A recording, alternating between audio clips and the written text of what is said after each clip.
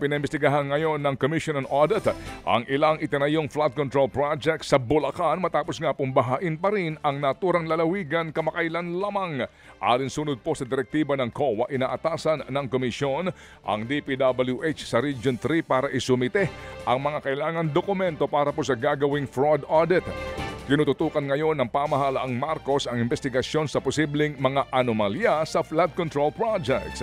Dahil po sa issue, may mga nananawagan na kay DPWH Secretary Manny Bonoan na mag-leave sa trabaho habang ginagawa ang investigasyon.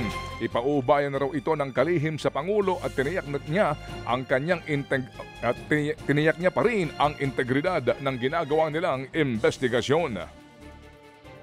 Leave it up these things to the discretion of the President. Whoever will be found actually liable paggawa ng mga project, they will impose all the necessary sanctions. Whoever they are, actually contractors o tao namin. It takes two to tango. Baka kako itong new dance na ito, hindi lang dalawang sumasayaw.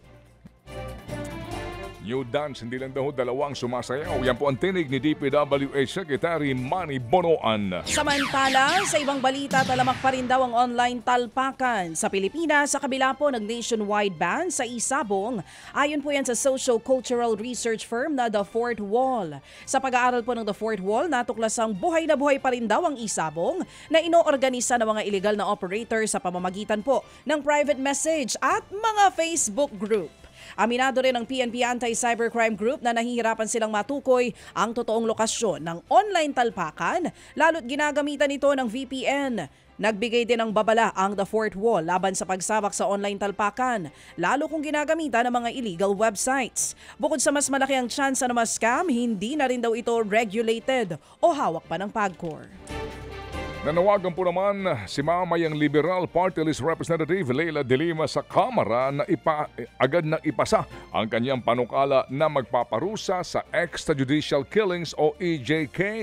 Itong sinabi ni De Lima kasabay po ng paggunita sa ika-8 anibersaryo ng pagkamatay ng EJK victim na si Kian De Los Santos noong pong Sabado, August 16. Sa ilalim po ng panukala ni De Lima, bibigyan po ng mas klarong definisyon kung ano ba talaga ang kahulugan ng EJK at kung ano ang kalakip na kaparusahan para dito. Kapag naging ganap na batas, magtatayo ng isang Interagency Council against EJK na siyang tututok sa mga kaso ng naturang patayan. Nag-uugat daw ang panukala bunsod pa rin ng madugong at violenteng inulunsad noon na war on drugs ng dating Pangulong Duterte na ngayon pinakakulong sa The Hague. Sa ipabang balita mga kapatid, dinipensahan ng Office of the Vice President ang muling paglabas ng bansa ni VP Sara Duterte papunta po ng Kuwait. Ayon sa OVP, bahagi raw ito ng mandato ng Vice President na isulong ang kapakanan ng mga OFW. Kaya aktibo raw ngayon si VP Sara sa pakikisalamuha at pangungumusta sa mga Pinoy sa iba't ibang mga bansa. Patuloy rin daw na tinatrabaho ni VP Sara ang paglaya ng kanyang amang si dating Pangulong Rodrigo Duterte na sa pilitan daw na kinuha sa Pilipinas. Matatanda ang nakakulong ngayon si Digong sa International Criminal Court sa The Hague, Netherlands dahil pa rin sa kasong crimes against humanity. Kaugnay po yan ng war on drugs, ang giit pa ng OVP.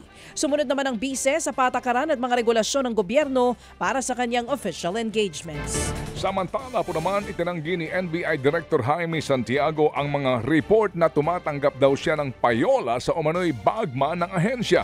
Tinawag niya malisyoso ang mga aligasyon na kumukubra umano siya ng pera mula sa mga operators ng illegal na online sabong at pogo. Galing umano yan sa isang raw bagman na nangangalang Paul Tangkad. Nasaktan daw si Santiago sa mga akusasyon na iyan pero hindi naman daw yan totoo. Matandaan po nagsumite ng irrevocable resignation kay Pangulong Marcos Jr. si Santiago. Ayaw daw niya kasing masira daw ang kanyang reputasyon pero wala pang kumpirmasyon ang palasyo kung ito nga daw po itinanggap na ng Pangulo.